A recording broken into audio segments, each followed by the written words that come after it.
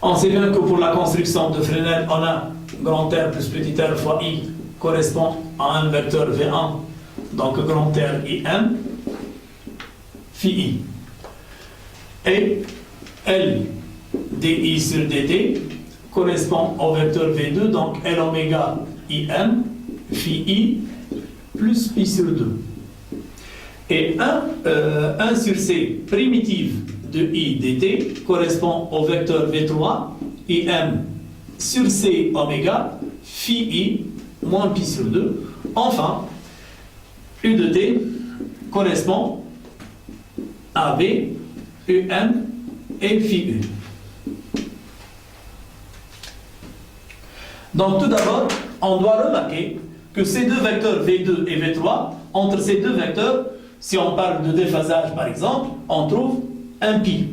Donc l'angle qui se trouve entre ces deux vecteurs, c'est pi. C'est pi sur 2, moins pi sur 2, c'est pi.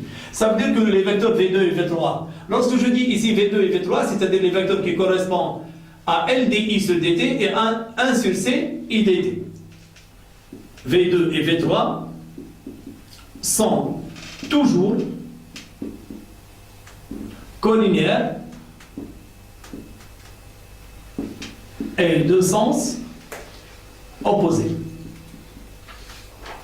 D'accord? Maintenant, regardons le vecteur V1 par rapport à V2 et V3. Entre V1 et V2 est égal à, il y a pi sur 2, est égal à pi sur 2. Donc, entre V1 et V3, l'angle, c'est moins pi sur 2. Ça veut dire que V1 est toujours orthogonal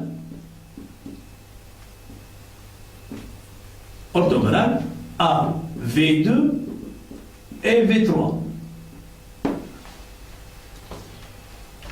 Ceci d'une part. D'autre part, donc pour la construction de Fresnel, il faut tout d'abord commencer par les vecteurs dont on peut représenter sur le schéma. Donc on commence par les vecteurs dont on peut représenter. Donc on ne s'intéresse pas aux vecteurs qu'on ne peut pas, qu'il est impossible de représenter.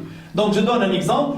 Par exemple, lorsqu'il me donne une représentation de Fresnel qui commence par exemple par le vecteur V3 et qui est donné ainsi. IM sur C oméga, il me donne le vecteur V3. Donc qu'est-ce que je dois faire?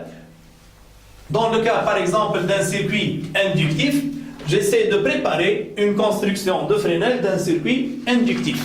Donc je prépare la construction de Fresnel d'un circuit inductif et je place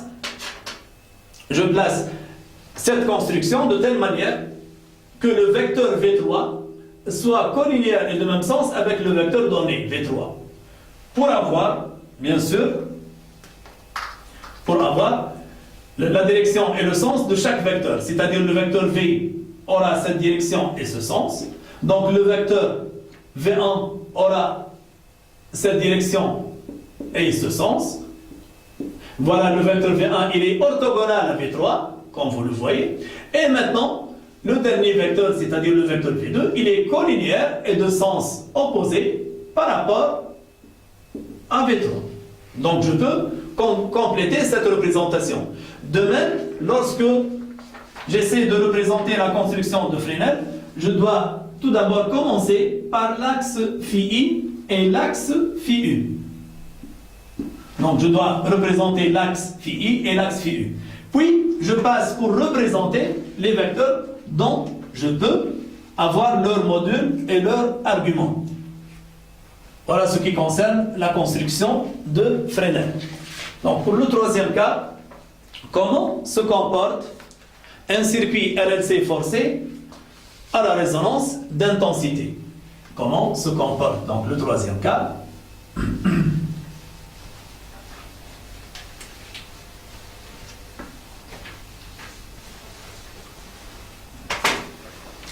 Donc troisième cas,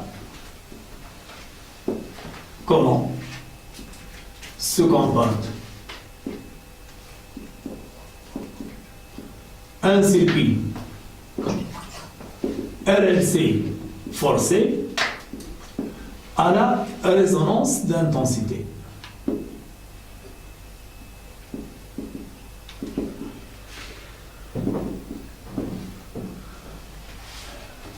Donc, on a, bien sûr, la tension excitatrice, c'est U de T est égal à UM sin oméga T plus phi U.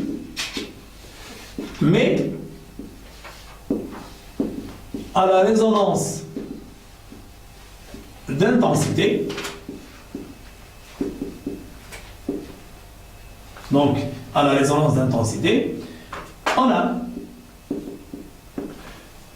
UM est égal à grand R plus petit r IM. D'habitude, UM est égal à Z fois IM.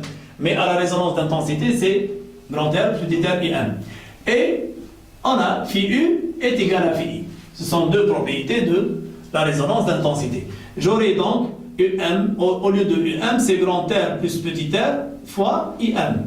Et au lieu de sinus oméga T plus phi U, ça sera sinus oméga T plus phi I.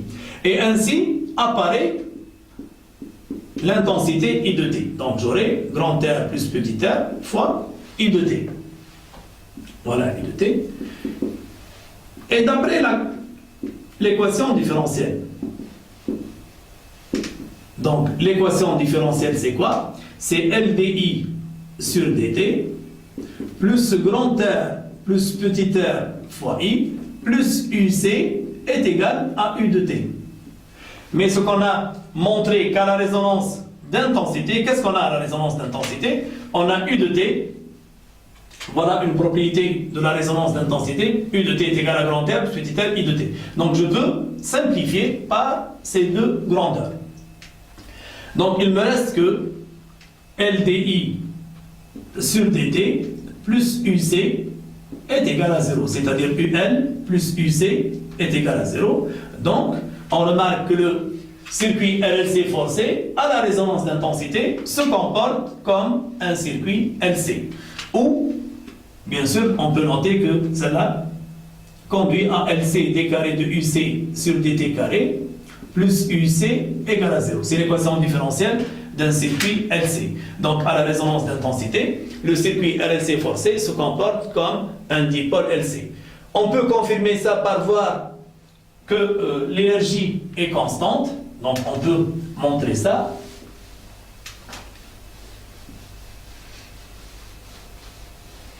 Donc, pour l'énergie, on sait bien que l'énergie E totale est égale à E électrique plus E magnétique, c'est-à-dire 1 demi CUC au carré plus 1 demi LI carré. Si on passe maintenant à la dérivée de l'énergie, on va trouver 1 demi C 2UC dérivée de UC sur dt plus 1 demi L 2I DI sur dt. On simplifie par 2. Donc on trouve que cette quantité, donc C dérivée de UC, c'est I. Donc on trouve I facteur de UC plus LDI sur dt. Donc plus LDI sur dt, qui d'après l'équation différentielle, on peut revenir à l'équation différentielle, on trouve que I facteur de U moins grand R plus petit r fois I. Mais à la résonance d'intensité,